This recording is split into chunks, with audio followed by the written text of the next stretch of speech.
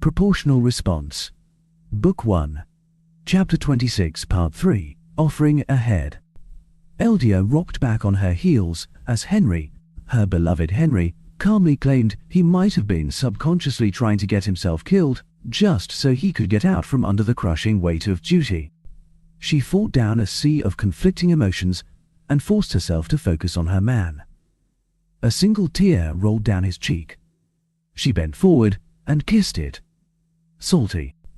A voice came from behind her, quiet but strong. "I'm sorry, Henry. I really am. I won't say it is all my fault, but I can't claim to be blameless either." She turned and gave Kaz a sharp look. "I told you that if you kept taking blame for this, I'd tattle to Golna."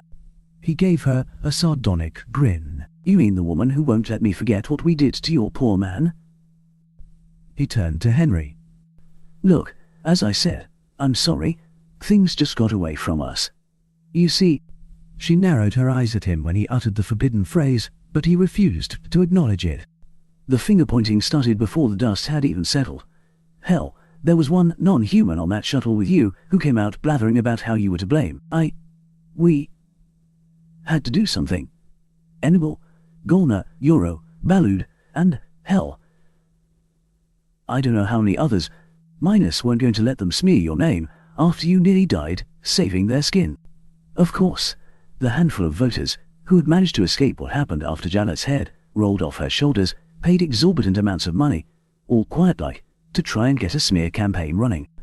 I suspect that Kilintar contributed a lot to it as well, and I'm fairly certain some of the information came from him. Anyway, they were running this smear campaign within hours, and here you had gone, being all heroic, saving everyone's lives by keeping these Altons busy chasing you, putting yourself valiantly and recklessly in the line of fire, so on and so forth. We scraped up every witness we could find and put her in front of a camera. Kaz looked at Henry and stopped. Eldia looked back at him and saw him staring off into the middle distance with a blank look on his face. Kaz sighed heavily, shook his head, and ran his hand over his face. "Well, we may have overdone it. The story got away from us, and next thing we knew half homeworlds of the League were having parades in your honor." Kaz sighed again. "Look, Henry, you don't have to take the position. I would see it as practically a form of slavery, and I will not stand for it. Say the word and I will, personally, see you smuggled off this world and safely hidden within the Empire. Enough of you humans have joined us that making you disappear shouldn't be too hard." They both looked over to find with an apologetic look on his face. "I mean what I say, Henry.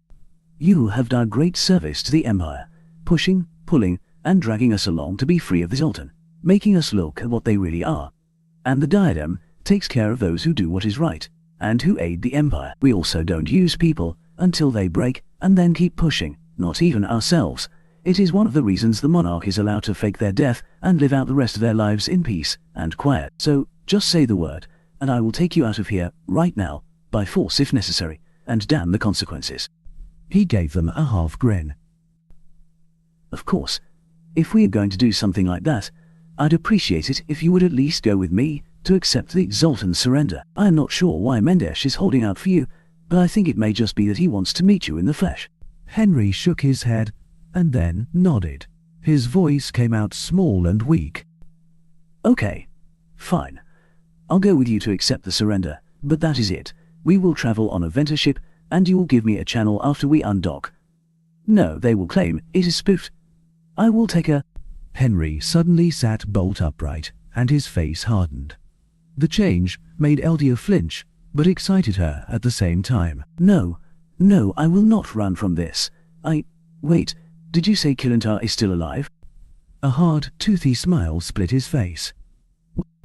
"Kaz, prepare yourself to put those shackles of power on. You'll be taking them. I will do one last duty for the Council and accept the surrender." Kaz peered at Henry through half-closed eyes. "What are you going to do?" "Something no one will expect, not even you. Don't worry, Kaz. If it doesn't work, I'll still take that refuge you offer, but..." He laughed then, a small dark chuckle. Kaz looked a little worried, but that laugh went through her like a bolt of lightning. "My Henry is back." Henry continued. "Kaz, thank you for your offer, and all you have done while I have been injured. I will see you tomorrow for us to get this done. Now, if you will excuse us, my lady and I have a speech to write. Kaz shook his head with a smile, waved, made his goodbyes, and walked away. Eldia stood and began to push him back to his room, but he pulled her onto his lap and engaged the motors of the wheelchair. Then he began to talk into her ear. It only took a few moments for her eyes to go wide, and she began to giggle. Patent Henry. Audacious, ridiculous, out of nowhere, and will probably work. The only wrinkle in the plan might be my nephew. I will need to talk to the princess. Kaz took a quick glance at Henry as they approached the door to the Zoltan ship's conference room, the one behind which waited Mendesh, and he knew not who, nor what else. Heavens and hells, I don't even know what title the man is trying to use these days. Henry gave him a somewhat wan smile, then quirked his lips in amusement. Yay, he's right. Far too late for second thoughts or inane questions now. I still wish I could spare him this. I'm glad I got him to admit to me, and himself, that part of him is glad he's here. He's worked for what would have been several of his lifetimes to see the Zoltans brought low. It is good for him to be here for the payoff. He took a quick look up and down the hall, a little surprised that they hadn't had an escort. Some cultural Zoltan thing, I'm sure. Should have asked Yoro more about what to expect. The moment passed, and they stepped forward together. The door automatically opened, and Kaz took in the scene. The room had a large window to space. Mendesh and another male he didn't recognize sat at a rectangular table with their backs to the window, facing the door. The table had a hollow emitter, a basic folder in front of each of the 4 chairs, and the severed head of Jalat. Kazlor stood his ground and waited to let Henry make the first move. Mendesh sat with his hands folded and what seemed to be a patient look on his face. I really should have worked harder at learning to read Zoltan. He stole a glance at Henry to find his friend stood there with a passive look on his face, other than a single raised eyebrow. At least, the head has been preserved and sealed. After several beats, Henry spoke up. There are a number of my homeworld's cultures where presenting the severed head of an enemy would be appropriate at a time like this. Please take no offense when I tell you I come from none of them. Mendesh gave a small smile, nodded, and rose while the other Zoltan followed. I was unsure of your reaction, Henry, so the cameras are not on yet. As agreed, there will be no broadcast of this meeting, but recordings should be made for posterity's sake.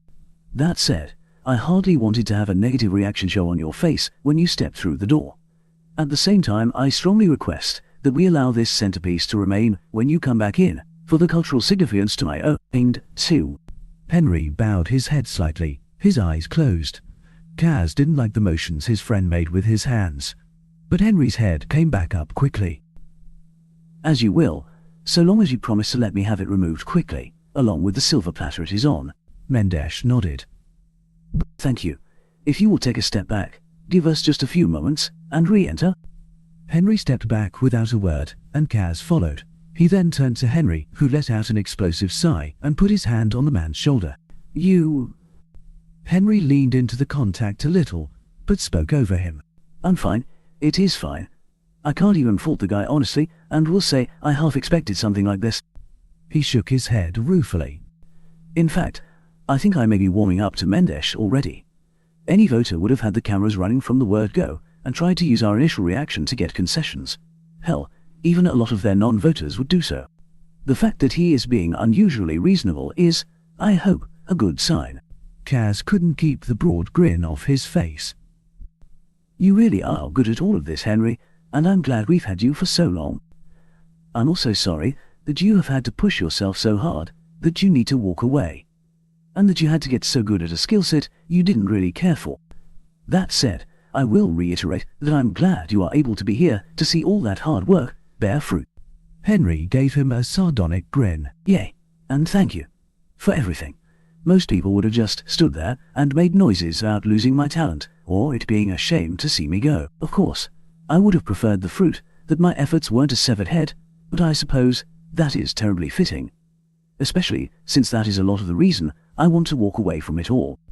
Henry then visibly drew himself up and turned to one of their guards. Stay just out of sight of the door, but don't let it close. As soon as possible, I want you to come in and retrieve that damned tray with the head. I suspect he is planning to present it to me. I'd prefer if I didn't have to take it myself, but use your judgment." The man, without expression, gave a single nod, and Henry turned back to the door. "Okay, let's do this." They stepped forward, and the door cycled open. This time, Mendesh and his aide immediately stood, and Mendesh spoke in formal tones. "On behalf of the former Zoltan Republic, and all of the Zoltan peoples who resided within, I wish to render the unconditional surrender of all Zoltan-held worlds and territories to the Confederated Worlds, as represented by Ambassador Henry Archer, and before the witness of Duke Caslor Feldarin of the Fatharan Empire, and all those throughout history who witness this recording. As a first offering of peace, I present to you the head of the Altan who drove so much of this conflict, and believed she could rule us all. If you will allow me, and the peoples I represent, a small request. Please accept it and bury it in an unmarked grave somewhere on your homeworld. There is little which is worse, to the mind of a voter, than to be handed over to a commoner enemy, be buried on the enemy's ground, and not be buried whole.